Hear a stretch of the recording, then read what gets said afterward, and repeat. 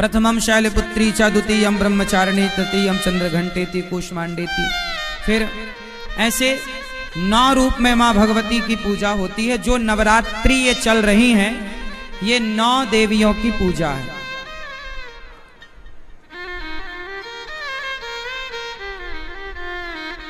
स्कंध माता 5वीं, कात्यायनी 6वीं, कालरात्रि 7वीं, महागौरी 8वीं और सिद्धिदात्री 9वीं। ठीक है। प्रथमम शैलपुत्री, शैलपुत्री मतलब पार्वती, शैलपुत्री मतलब शैल मतलब पर्वत, पर्वत मतलब हिमालय, हिमालय पुत्री प्रथमम। द्वितीयम ब्रह्मचारिणी, अभी मैंने ब्रह्मचर्य की बात करी ना, तो दूसरे नंबर पर ब्रह्मचारिणी माता है। वही शैलपुत्री जब ब्रह्मचर्य का पालन करती हैं तो वो ब्रह्मचारिणी हो जाती हैं। तृतीयम चंद्रघंटेति, चंद्रमा की तरह जब शीतलता उनके भीतर आई तो वही चंद्रघंटा बन गई, है ना। कूष्मांडा चतुर्थ माता कूष्मांडा, अंडाकार। जब लड़की से पत्नी बन जाती है और वो जब मां बनती है तो उसके गर्भ में एक बालक होता है, वो कूष्मांडा है। वही नारी देखिए 9 रूपों में विभक्त हो रही है। ये जब लड़की का जन्म होता है ना तो ये शैलपुत्री होती है। जब ये लड़की थोड़ी बड़ी होती है तो ये ब्रह्मचारिणी हो जाती है। जब ये थोड़ा जवान होती है तो चंद्रमा की तरह सुंदर हो जाती है चंद्रमा। और जब ये विवाह होता है, जब ये गर्भवती होती है तो अपने गर्भ में एक संसार को धारण करती है। ये संसार गर्भ से ही तो आया, आप और हम मां के गर्भ से, तो ये कूष्मांडा है। और स्कंध माता, जब बच्चा बाहर आता है तो मां स्तनपान कराती है, वही स्कंध माता है ना। और षष्ठम कात्यायनीति, कात्यायनी मां जिसकी नीति नियम कैसी हो, जो अब बड़ी हो गई है, गृहस्थ चलाने वाली है, तो वो नीति से निपुण हो गई है कि किस तरह वो घर परिवार चलाए। तो जो घर परिवार चलाने में, बच्चों का पालन पोषण करने में सामर्थ्य, वो कात्यायनी। और कालरात्रि कहते हैं कि जो अपने बच्चों पर आने वाले संकट का भी काल बनकर खड़ी हो जाए, वो कालरात्रि है। बच्चों पर आने वाले संकट के लिए मां क्या बन जाती है? काल की भी काल, बच्चों के लिए लड़ जाती है वो सबसे, कालरात्रि। और वही कालरात्रि जब बच्चों का लालन पालन करके बड़े कर देती है, अपने पांव पे खड़ा कर देती है, तो वही महागौरी हो जाती है। महागौरी बन करके वह समाज का पालन करने लग जाती है। महागौरी मतलब समाज में उसके बच्चे की, उस मां की ख्याति बढ़ जाती है। और नवमम सिद्धिदात्री चा, मतलब एक नारी है जो सब प्रकार की, कहते हैं ना, एक पुरुष के तरक्की में, पुरुष की सफलता में एक स्त्री का हाथ होता है। तो संसार की प्रत्येक स्त्री सिद्धिदात्री है, जो सारे पुरुषों को सिद्ध कर देती है। बिना स्त्री के पुरुष कैसे सिद्ध होगा? तो यही है नवदुर्गा, यही है नवरात्रि की महिमा। तो आप लोगों से बस मैं यही प्रार्थना करूं कि नारी का सम्मान करिएगा। नारी का सम्मान करना सीख गए तो सब सीख गए, और नहीं सीखे तो फिर कुछ नहीं सीखे। तो प्रथमम शैलपुत्री चा, द्वितीयम ब्रह्मचारिणी, तृतीयम चंद्रघंटेति कूष्मांडेति, चतुर्थकम पंचमम स्कंदमातेति, षष्ठम कात्यायनीति चा, सप्तमम कालरात्रि महागौरीति चाष्टमम, नवमम सिद्धिदात्री चा नवदुर्गा प्रकीर्तिता। तो यही नवदुर्गा है। आपकी जो माँ है, आपकी जो माँ है, आपकी जो पत्नी है, यही नवदुर्गा है। यही 9 रूपों में दिखाई पड़ती है। एक स्त्री 9 रूपों में दिखाई पड़ती है। अच्छा ये बताओ, दुर्गा मां के हाथ कितने हैं? उत्तर दो, उत्तर दो, बोलो। 8 अष्टभुजाधारी। अच्छा जब 9 रूप हैं तो 9 दूनी 18 हाथ होने चाहिए, लेकिन दुर्गा मां के कितने हाथ होते हैं? बोलो, थोड़ा जोर से बोलो। कल 1-2 रोटी ज्यादा खा के आना। कितने हाथ?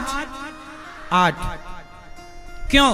जब रूप 9 है तो हाथ 18 होने चाहिए। 9 दूनी 18। 8 हाथ क्यों?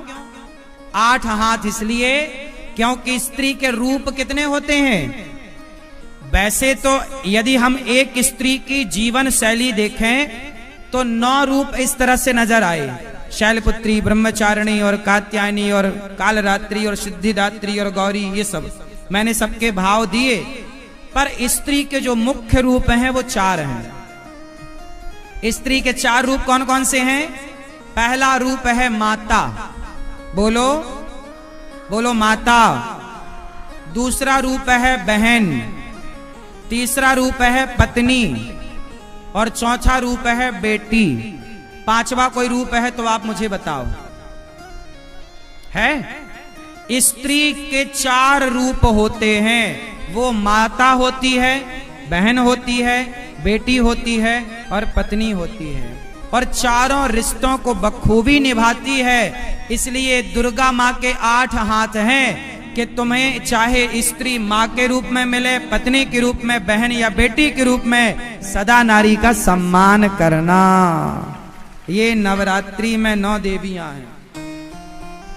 अब देखिए विडंबना क्या है कि आप लोग नवरात्रि में माँ भगवती की पूजा तो करते हो, अच्छी बात है, लेकिन जो आपकी सगी माँ है, जो आपको माता के रूप में प्राप्त है, आपकी माता तो आपकी माँ के रूप में ही है ना, तो वो माँ के रूप में जो है, जो सच्ची की आपकी माँ है, उसे कुछ लोग पानी तक नहीं देते, कुछ लोग पेट भर रोटी नहीं देते, और वो माँ बेचारी दर दर की ठोकर खाती है, फुटपाथ पर सोती है, भीख मांग करके गुजारा करती है। आपकी माँ आपके होते हुए यदि भीख मांगे तो क्या ये शोभनीय बात है? हाँ या ना? उत्तर दो। इसलिए अपनी माँ का सदा सम्मान करना, अपनी पत्नी का सदा सम्मान करना और नारी जात का सदा सम्मान करना। स्त्री का सम्मान करने वाला पुरुष समाज में प्रतिष्ठित होता है, याद रखिएगा। मैया आपको बोल रहा हूं, ये जिम्मेदारी तुम्हारी है। ये जो तुम्हारी औलाद, ये जो तुम्हारे बच्चे जो सड़क में खड़ी बहन बेटियों को छेड़ते हैं ना, ये उन लफंगे लड़कों की गलती नहीं, तुम माताओं की गलती है कि तुमने अपने औलाद को नारी का सम्मान करना सिखाया ही नहीं। काहे नहीं सिखाया? यदि तुम्हारा लड़का किसी लड़की को छेड़ता है तो इसमें उस लड़के का क्या दोष है? तुम माँ का दोष है। तुमने क्यों नहीं नारी का सम्मान करना सिखाया? क्यों नहीं नारी की इज्जत करनी सिखाई कि बेटा जैसे ये तेरी बहन है, ऐसे रास्ते से गुजरने वाली भी तेरी बहन है। जैसे ये मैं तेरी माँ हूं, ऐसे गांव मोहल्ले की हर स्त्री तेरी माँ है। जैसे ये तेरी छोटी गुड़िया है ना, भतीजी है, भाई की छोटी गुड़िया होती है, भतीजी होती है, वो बेटी की तरह होती है। आप अपनी भतीजी से कैसी बात करते हो? भतीजी समझते हो ना? क्यों भतीजा समझते हो? भाई की बेटी छोटी गुड़िया होती है, उसे आप गोद में लेके घूमते हो, तो आप अपनी भतीजी को तो भतीजी कहते हो, आप अपनी बहन को तो बहन कहते हो, आपकी बहन को आप बड़ा प्यार करते हो, पर दूसरे की बहनों को आप रास्ते चलते छेड़ते हो, गलत कमेंट करते हो, गलत गलत बातें कहते हो। ऐसे ही आज तुम दूसरे की बहन को कहते हो, कल तुम्हारी बहन गुजरती होगी तो उसे भी कोई तुम्हारे जैसा लफंगा लड़का उसे भी कहता होगा। इसलिए ये हर माँ की जिम्मेदारी है कि तुम अपने बेटों को ऐसे संस्कार बचपन से दो कि वो नारी का सम्मान करने वाला हो, और नारी का सम्मान करने वाला ही समाज में सम्मानित होता है। जो नारी की इज्जत नहीं करता, समाज में उसकी इज्जत नहीं होती, ये याद रखिएगा। हाँ या ना? हमारे यहाँ इसलिए नारी की पूजा होती है। नवरात्रि में किसकी पूजा होती है? बोलो। नारी की। हमारे भारत में, हमारे धर्म में नारी को ही भगवान का दर्जा दिया गया है। हिंदुओं के धर्म में, सनातन धर्म में ही नारी को भगवान का दर्जा मिला, और किसी मजहब पंथ में उठाकर देख लो, नारी को भगवान का दर्जा नहीं मिला। कहीं कोई भगवान का दर्जा नहीं देता। इसलिए मैं आपसे कहता हूं, नारी का सम्मान करो, नारी की इज्जत करो। कोई गरीब बाप है और वो अपनी बेटी का विवाह नहीं करवा पा रहा है, थोड़ा पैसा देकर, थोड़ा खाद्य पदार्थ, आटा दाल चावल देकर उसकी मदद करो। और यदि आपने मदद करनी छोड़ दी, इसलिए हमारे भारत में और सबसे ज्यादा बिहार में धर्म परिवर्तन हो रहा है। आप में से कितने लोग इस बात से सहमत हैं कि बिहार में धर्म परिवर्तन तेजी से हो रहा है, धर्मांतरण हो रहा है कि नहीं? बोलो जोर से। क्यों हो रहा है धर्मांतरण? क्यों हो रहा है? इसलिए कि आप अपने लोगों से प्यार नहीं करते, आप नारियों का सम्मान नहीं करते, जात